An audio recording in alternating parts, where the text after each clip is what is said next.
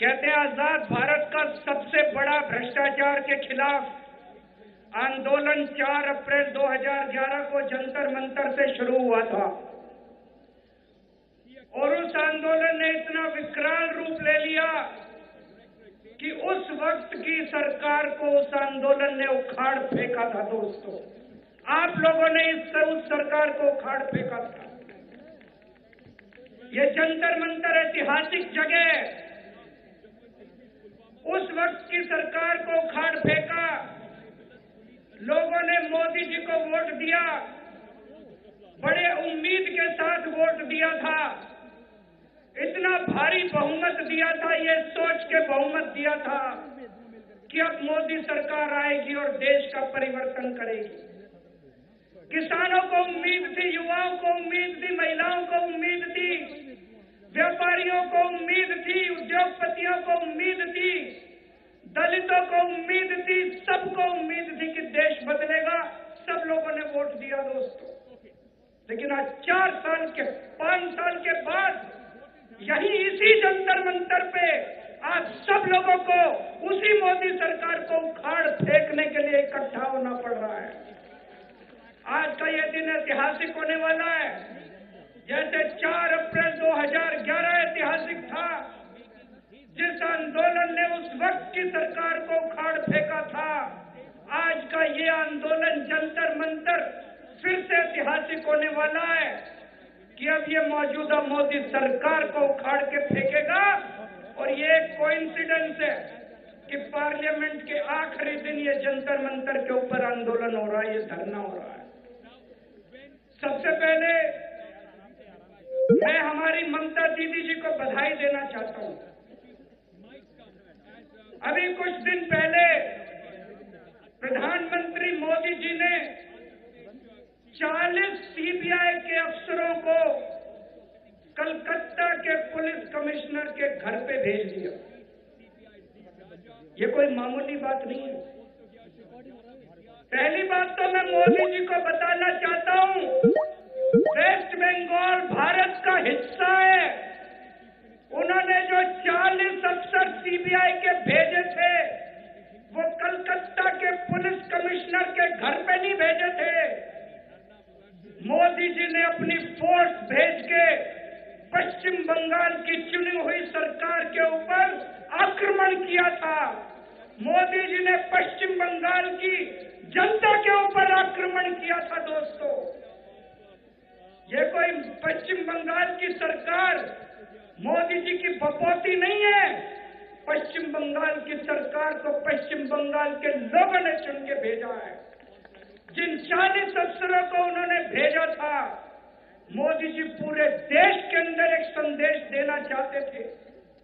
अगर उस दिन कलकत्ता के पुलिस कमिश्नर गिरफ्तार हो जाते, पूरे देश की सारी सरकारों में, पूरे देश की सारी पुलिस फोर्स में, सारी स्टेट पुलिस में, सारे आईएएस अफसरों में यह संदेश चला जाता कि अब आपको राज्य सरकारों से डरने की जरूरत नहीं, अब केवल मोदी सरकार से डरने की जरूरत है।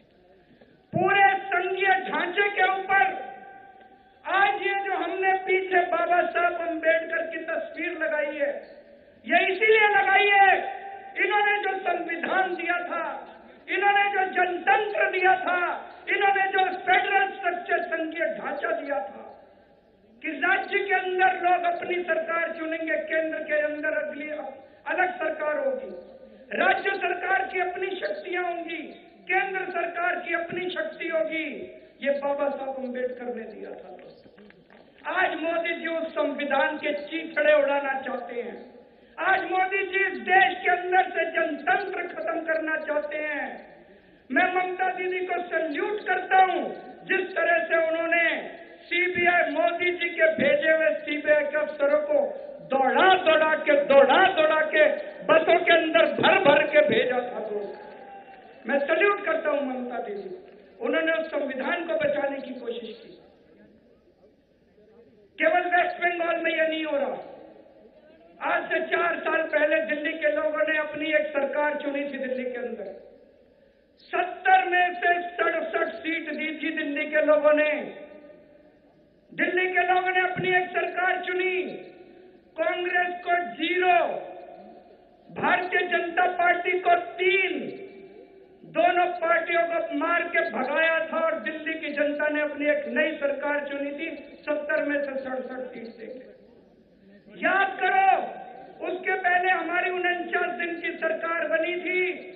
49 दिन के अंदर दिल्ली के अंदर भ्रष्टाचार कम नहीं हुआ था, भ्रष्टाचार खत्म हो गया था दोस्तों। 49 दिन के अंदर ट्रैफिक पुलिस वालों ने पैसे मांगने बंद कर दिए थे, सरकारी दफ्तरों के अंदर पैसे मांगने बंद कर दिए थे। हम लोगों ने कहा था अगर कोई पैसे मांगे तो मना मत करना, उसकी रिकॉर्डिंग कर लेना और रिकॉर्डिंग करके मेरे पास ले आना। कोई पैसे मांगता था, लोग कहते थे फोन निकालूं। जनता के पास एक बहुत बड़ा अधिकार आ गया था। उस एंटी करप्शन ब्रांच से डर के हमने एंटी करप्शन ब्रांच के जरिए इस देश के बड़े बड़े लोगों के ऊपर एफआईआर दर्ज कराई थी। प्रधानमंत्री मोदी जी ने हमारी सरकार बनने के बाद 4 महीने के अंदर एंटी करप्शन ब्रांच पे पैरामिलिट्री फोर्स भेज के, देश की आर्मी भेज के हमारी एंटी करप्शन ब्रांच के ऊपर कब्जा कर लिया। आज 4 साल से उस एंटी करप्शन ब्रांच पे कब्जा करके बैठे हैं नरेंद्र मोदी। ये एंटी करप्शन ब्रांच के ऊपर कब्जा नहीं था, ये दिल्ली की चुनी हुई सरकार के ऊपर हमला था, ये दिल्ली की चुनी हुई सरकार के ऊपर आक्रमण था, यह दिल्ली की जनता का अपमान था, यह आप लोगों का अपमान था दोस्तों। मैं प्रधानमंत्री जी को कहना चाहता हूं, प्रधानमंत्री जी, दिल्ली इस देश की राजधानी है, आप पाकिस्तान के प्रधानमंत्री नहीं हैं, आप हिंदुस्तान के प्रधानमंत्री हैं। आज दिल्ली पे आक्रमण करने की कौन सपना देखता है कि दिल्ली पे आक्रमण करूं? पाकिस्तान का प्रधानमंत्री सपना देखता है दिल्ली पे आक्रमण करूं। आज कौन सपना देखता है कि कलकत्ता पे आक्रमण करूं? पाकिस्तान का प्रधानमंत्री सपना देखता है कि कलकत्ता पे आक्रमण करूं।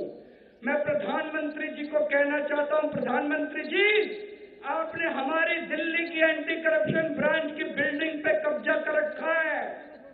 अगर पाकिस्तान का प्रधानमंत्री होता ना तो आपको बताते कि हमारे सीने के अंदर भी, हमारे शरीर के अंदर भी खून अभी गर्म है। ये तो आप हमारे देश के प्रधानमंत्री हैं, हम आपकी इज्जत करते हैं प्रधानमंत्री होते हुए। इस तरह से आप अपने देश के लोगों से बदला मत लीजिए। दोस्तों, अभी चारों तरफ राफेल की चर्चा चल रही है। सब लोग जानते हैं 600 करोड़ का जहाज इन्होंने 1600 करोड़ के अंदर खरीदा।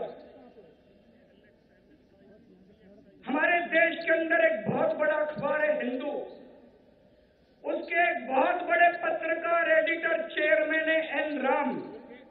उन्होंने अभी एक बहुत बड़ा परसों खुलासा किया है, 600 करोड़ का जहाज 1600 करोड़ में किसने खरीदा? अफसरों ने नहीं खरीदा। उस कंपनी से किसने बात करी? अफसरों ने बात नहीं करी। नरेंद्र मोदी जी ने खुद बैठ के उस जहाज वाली कंपनी से बात करी। ये चिट्ठी, ये फाइल का कागज है।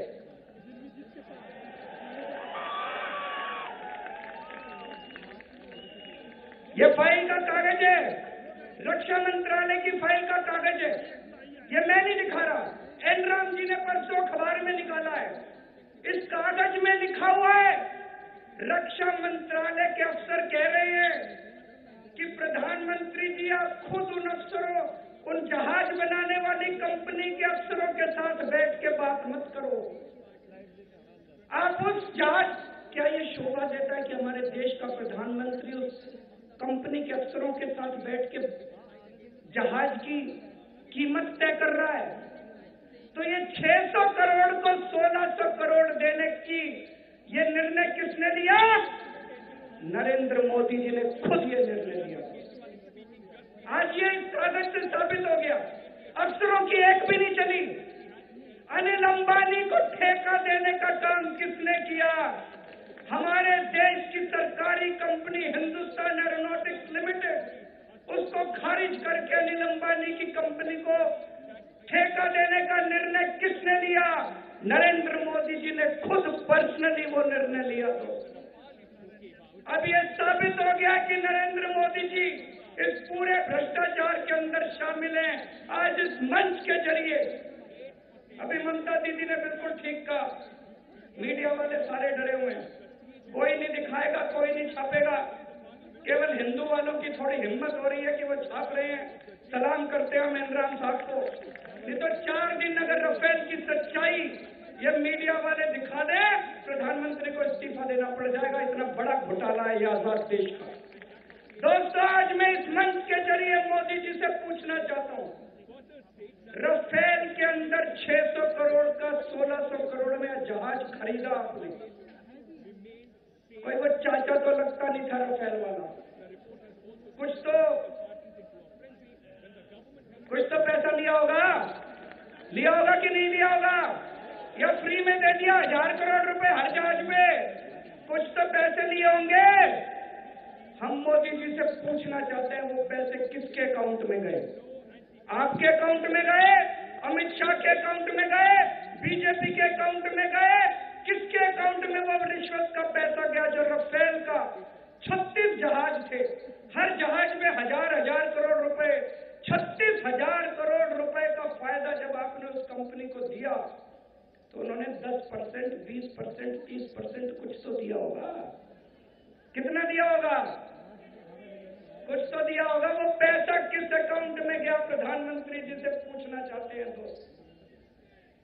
दोस्तों, आज से 3 साल पहले इस देश के अंदर अचानक एक दिन शाम को 8 बजे प्रधानमंत्री जी ने ऐलान कर दिया नोटबंदी का, कि आज से इस देश के अंदर नोटबंदी होएगी।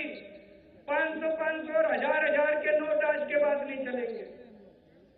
सारे अर्थशास्त्री, सारे इस देश के एक्सपर्ट, सब लोग कह रहे हैं कि इससे बुरा डिसीजन नहीं हो सकता।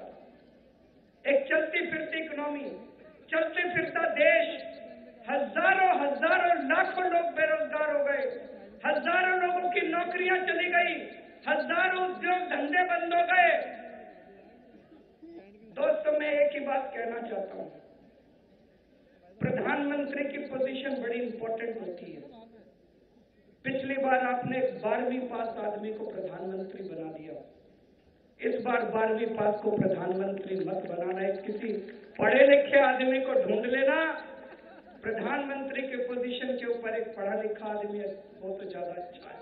12वीं पास आदमी को समझ नहीं होती कि वो किस चीज पे साइन कर रहा है और किस चीज पे नहीं कर रहा। दूसरी इनके साथ समस्या, ये किसी से कंसल्ट ही नहीं करते, ये केवल और केवल अपनी चलाते हैं। तो आज मैं देश के नागरिकों से यह भी अपील करना चाहता हूं, सोच समझ के वोट देना। आपके पेट पे लात मारी है, आपके बच्चों के पेट पे लात मारी है, आपके मुंह से निवाला छीना है इस आदमी ने। इस बार पढ़े लिखे आदमी को वोट देना, 12वीं पास को वोट मत देना।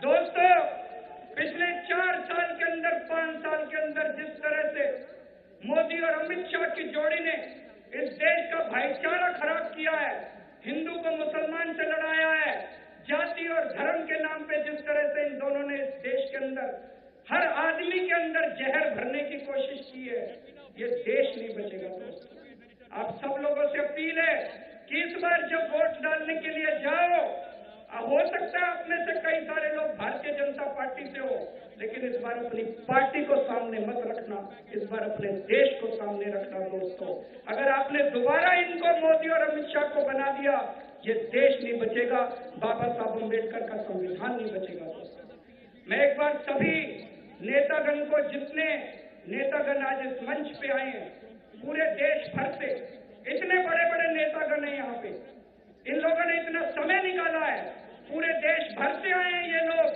इन लोगों के मन में चिंता है कि किसी भी तरह से कुछ भी करके अपने को, देश को बचाना है। मैं इन सभी नेताओं को सलाम करता हूं।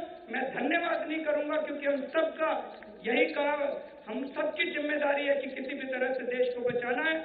आप सब लोगों का बहुत बहुत शुक्रिया। भारत माता की।